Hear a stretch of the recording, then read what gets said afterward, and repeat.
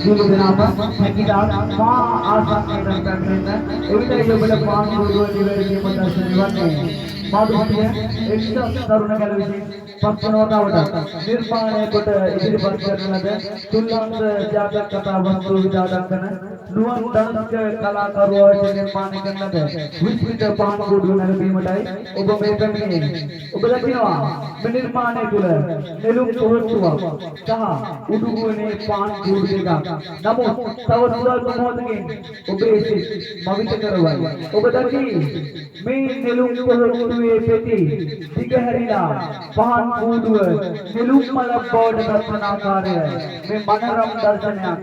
ඔබ දකි මේ නිර්මාණය තුළ තව සුවල්ප මොහොතකින්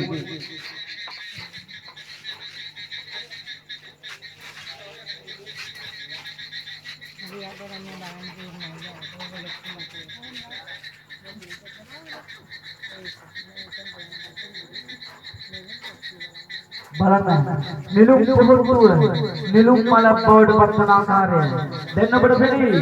ස්වභාවිකවම නිර්මාණය කරපු විලක් මතු පිටින් කුඩා පහන් කූඩුවක් උඩුගුවනට මුසුවන ආකාරය. මේ කුඩා පහන් කූඩුව මත ඔබට පේනවද පුද්ගලයෙක් ඉන්නවා කියලා? පේන්නේ නැහැ. මොකද කිසිදු පුද්ගලයෙක් නැහැ. නමුත් සියලු සිත් මවිත කලේ මෙන්න මේ හේතුව නිසායි. ගුවන්තලයේ තිබෙන පහන් කූඩුව පහළට ගමන් කරනවා. මේ කණු විස්මිත ආකාරයෙන් දිගහැරෙනවා. විස්මිත ආකාරයෙන් කෙල්ලෙනවා. බලන්න මේ විස්මිත නිර්මාණය ඔබගේ දැස් දෙක ඉදිරිපිටම පහළට ගමන් කරන ආකාරය.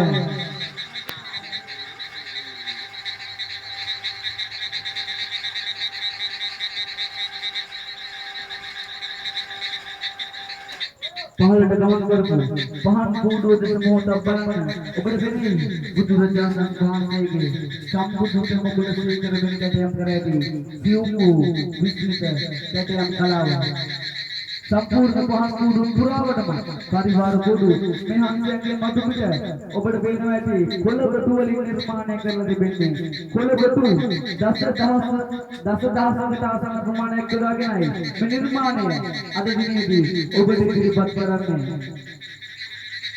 ඔබ ඉදිරියේ මේ කණු විස්මිතව දිගහැරුණා, කෙලිනුණා.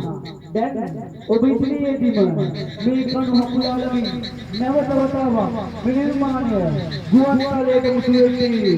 බලන්න මේ ජාතක කතාවට අදාළ වෙන්නේ කුඩා පහන් කූඩුව මත පත්ත කරවන්න නිර්මාණකරුවන් සමත් වුණා.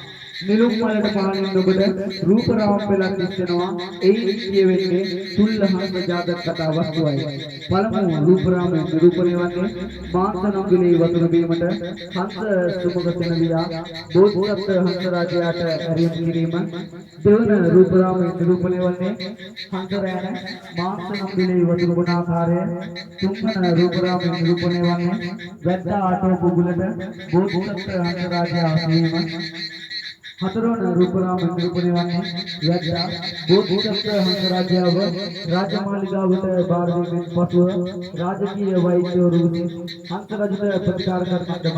පස්වන රූපරාම නිරූපණය වන්නේ සකුල රජතුමාට බෝධිසත්ව හංස රාජයා ධර්මයේ දේශනා කිරීම. මේ ස්ථානයේ ඉන්න බෝධිසත්වවදී හංස රජු අපති ලෝකරු සම්මා සම්බුදුරජාණන් වහන්සේ විලපතුකට සිටින බෝධිසත්වවදී හංස සුමක සෙනවියා ආනන්ද මහරහතන් වහන්සේ පහන් කූඩුව මත සිටින බෝධිසත්වවදී වැද්දා චන්න ඉස්තවීරයන් වහන්සේ. පස්වන රූපරාම නිරූපණය වන බෝධිසත්වවදී සකුල රජතුමා සරියුත් මහරහතන් වහන්සේ. උඩුගුවනේ ඇති පහන් කූඩුවේ පත්තිරුව මත බලන්න මුලින්ම ඔබට පෙනේ නුවර දලදා මාලිගාවේ පෙරහැර විචිත්‍ර වර්ණකටයක් ගන්න තිබෙනවා.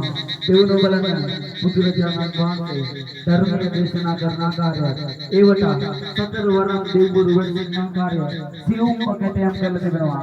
මේ සම්පූර්ණ නිර්මාණය තුළ ඔබට විස්මිත වූ සියුම් වූ කැටයක් කලාව දැක ගන්න පුළුවන්. මේ නිර්මාණය පුරාවටම ඔබට විස්මිත දෙයක් දැක බලා ගන්න පුළුවන්. බලන්න මේ කණු මේ ආකාරයෙන් දිගහැරෙන්න, මේ ආකාරයෙන් කෙලින්ෙන්න ගුවන්තලයේ සිට පහන් කූඩුවක් පහළට ගමන් කරවන්න තරම් මේ නිර්මාණ කරුවා එක්සත් තරුණ කැල දින සති මාස ගණන් නිදි වර්ජිතව දැඩි වේශක් දැඩි මහන්සියක් කරගෙනයි මේ නිර්මාණය අද දිනේදී ඔබට පිළිබඳ කරන්නේ. පහත් කූඩුව නැරඹූ සියලු දෙනාගේම සිත් මවිත කලේයි බලන්න සුන්දර දේවල් මේ නිර්මාණය තුළ සිදු වෙනවා. මේ කණු නැවත වතාවක් විස්මිත ආකාරයෙන් හැකිලෙනවා. ඔබ ඉදිරියේ පහළට ගමන් කරපු මේ විස්මිත නිර්මාණය දැන් ඔබ දකි නැවත වතාවක් උඩු ගුවනට මුතු වන ආකාරය ඔබ සියලු දෙනාම මවිතයට පත් කරවනවා.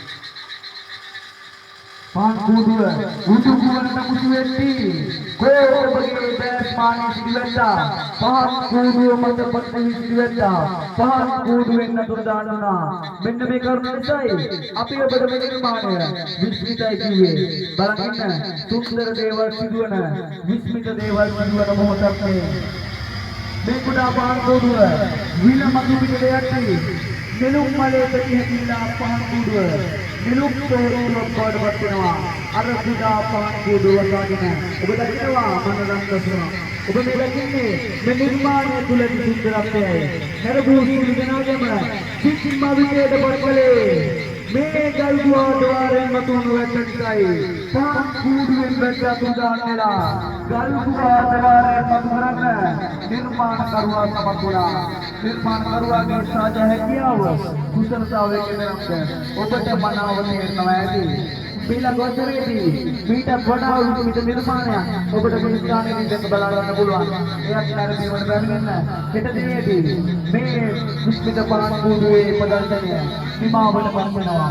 ඔබ සියලු දෙනාටම සර්වන් වහන්සේ